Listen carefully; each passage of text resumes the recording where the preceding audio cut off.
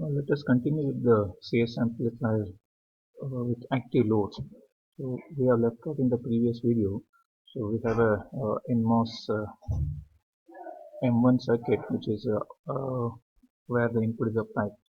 So we have one more NMOS which is using as a load here. So M2 is the load. So we know that whenever we are using a MOSFET as a load, the bias voltage will be applied. The bias will be applied. We know that the equivalent circuit of AC equivalent of this circuit only representing this M2 by its equivalent resistance, which is now we know that okay, this is a MOSFET with lambda non-zero. So looking from the source, so just a minute, looking from the source, so just a minute. So let me just go back to the previous circuit. So looking from the source, we're going to have the impedance will be 1 over GM2 in parallel with R02. The equivalent circuit of the entire circuit is given by this. So we're going to have a load resistor which is R01 seen towards the drain of this, which is R01 in parallel with R02, which is in parallel with 1 over GM2. So writing the expression for V0, which is nothing but the current that is going through the parallel combination of these two resistors, will be represented by this. Now assuming this R02 far greater than 1 over GM2, so this can be replaced by 1 over GM2, and that 1 over GM2 will be coming in parallel with R01. If this R01 is again far greater than 1 over GM2, so we'll write it as GM 1 over GM2. So now you can see the ultimate expression for the gain of the amplifier with active load as NMOS. So we end up with V0 by Vn is equal to minus Gm1 by Gm2. We shall see the next circuit. So in this circuit, as you can see, so we have a PMOS circuit. The specialty of this circuit is we have a diode connected load here. So this is a PMOS circuit with its drain shorted to the gate, so which will actually give an impedance which is 1 over GM2 in parallel with R02. That's what we saw in the previous slide. So if the gate is shorted with drain, so if you look from the drain, it is 1 over GM in parallel with R0 to R0. So that's what is being represented here. So this is identical to the previous circuit. So V0 by Vn happens to be minus of GM1 by GM2. Shall see the next circuit. Now this is a circuit where we have in the previous circuits, the previous three circuits, you might have observed that the input was applied to the NMOS. Now the input is applied to PMOS. Now NMOS is acting like a load. Now the input is applied to PMOS. Now I'm replacing the load which is M1 by its equivalent resistance, which is because you're looking from the drain side into the M1, which is now R01. So we are writing the overall equivalent circuit with PMOS as an active device here. Now I'm replacing the equivalent circuit of the PMOS, which is again GM and a current source of GM2 in parallel with VGS. Now, VGS is nothing but Vn. So the load is now, because you can see this is also a drain. So from the drain, if you look towards this one, it is R02. If you're looking down, it is R01. Now it is R02 in parallel with R01. So that's what we have the load as R02 in parallel with R01 multiplied by the transconductance of the PMOS. So overall expression for the gain is given by minus GM2 in parallel with into R02 in parallel with R01. Now this is again two more circuits where we have the PMOS as the active device. So now here NMOS is taken as the load. Now as you can see in the previous case we have taken this as the NMOS is the active load here. Now you can see PMOS is active device and we have PMOS as the load also. Now this is also PMOS, this is also PMOS. Now since you are looking down towards the source, so when you are looking towards the source, whether it is NMOS or PMOS, its effective impedance would be 1 over GM in parallel with R0. Because it is M1, we are writing it as 1 over GM1 in parallel with R01. So looking towards the drain of M2, so it is R02.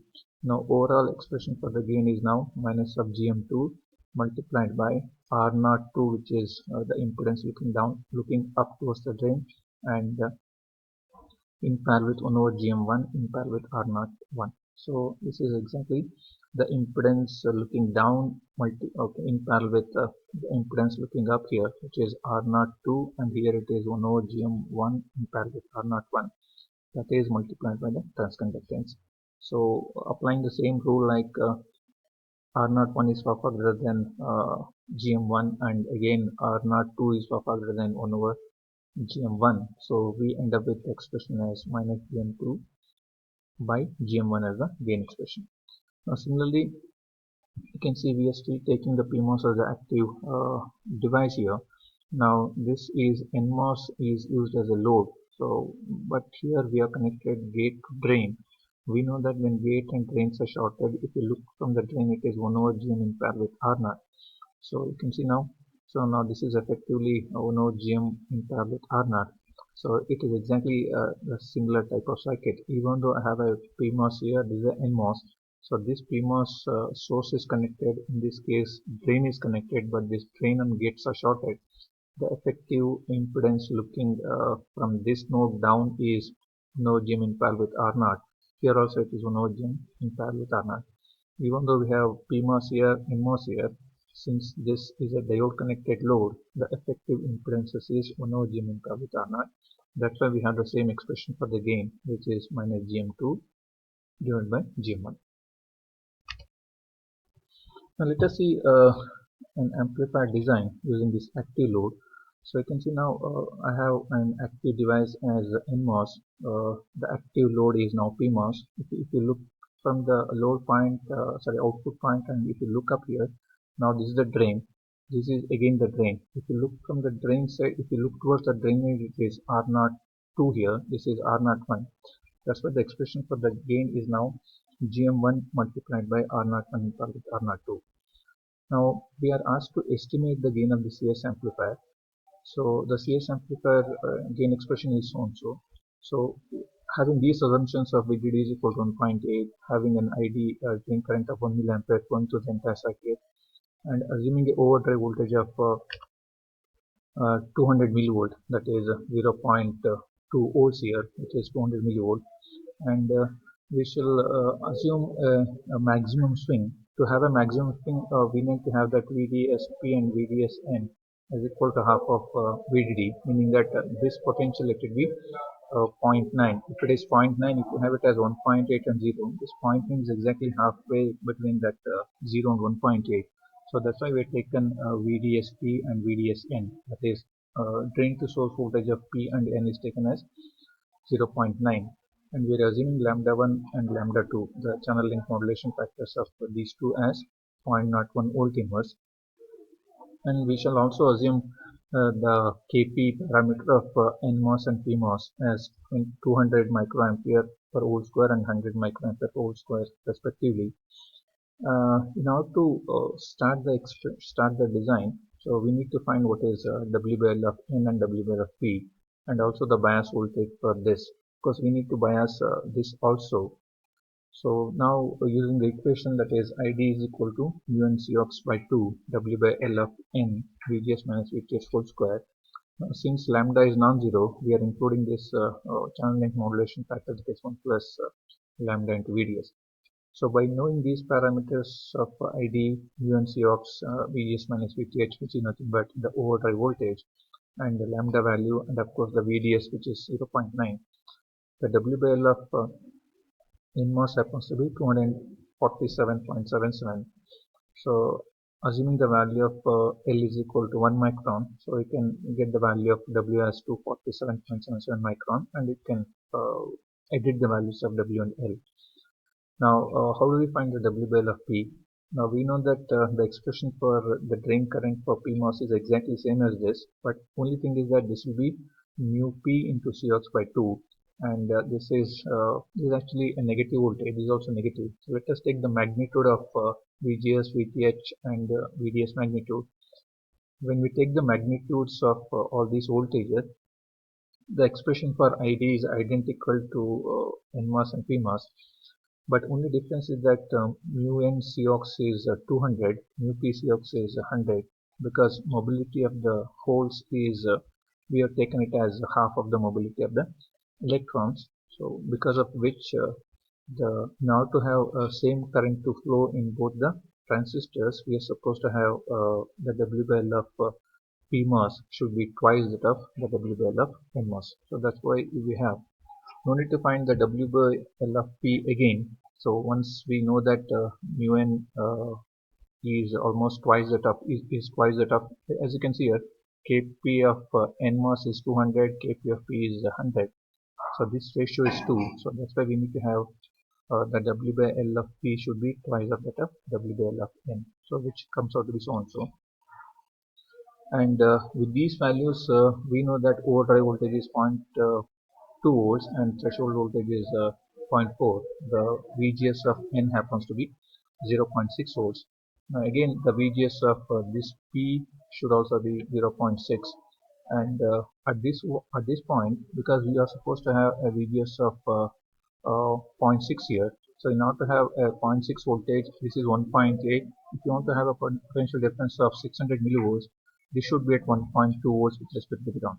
So that's why the voltage at the gate of PMOS is, that is bias voltage at PMOS is 1.2 volt. That is 1.8 minus 1.2 happens to be 0.6.